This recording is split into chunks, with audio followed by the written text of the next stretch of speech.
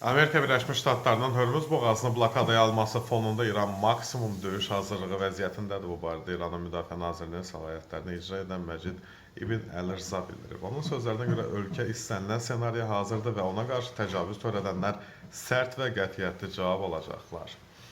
Qeyd edək ki, Donald Trump, ABŞ prezidenti, Birləşmiş Ştatların prezidenti Truth Social səhifəsində yazıb ki, sosial şəbəkə hesabında yazıb ki, İranın donanmasının 158 gəmisi məhv edilib. İranın tüm donanması bu isə o deməkdir ki, dənizin dibinə falan belə mübaliğəli və yaxud da biraz şişirdilmiş danışıb. Hər halda bəzi faktları biraz şişirdib.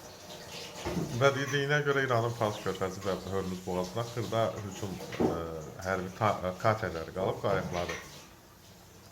Onlar da lazım olsa bizim, yəni blokada ərazisinə yaxınlaşsalar məhv eləyəcək. Trump belə bir ultimatum səsləndirib. Bunların hamısı isə Pakistanın paytaxtı İslamabadda keçirilən danışıqlardan sonra yarandı. Çünki həmin danışıqlarda ortaq məxrəcə gələ bilmədilər. Halbuki İranın Xarici İşlər Naziri Abbas Əraqçı aprelin 12-sində gecə saatlarında 13-ünə keçən gecə yazmışdı ki, biz Amerika Birləşmiş Ştatları ilə İslamabad memorandumuna 1-2 düyüm deyirlər Amerikalılar, yəni 2-3 santimetrdə bir düyüm, 4-5 santimetrliyində idi. Sadəcə Amerika yenə totalitar biraz yanaşma, hegemonluq falan çox yuxarıdan getdi. Biz də ona dedik ki, qanatlarını kəsməyək, amma en aşağı falan tam belə deməyib. İndi mən biraz bəzəyirəm. Hər halda orada bəzi məsələlərdə anlaşa bilməyiblər deyə indi həmin məsələləri təzyiq, döyüş metodu ilə həll etməyə çalışırlar deyəsən.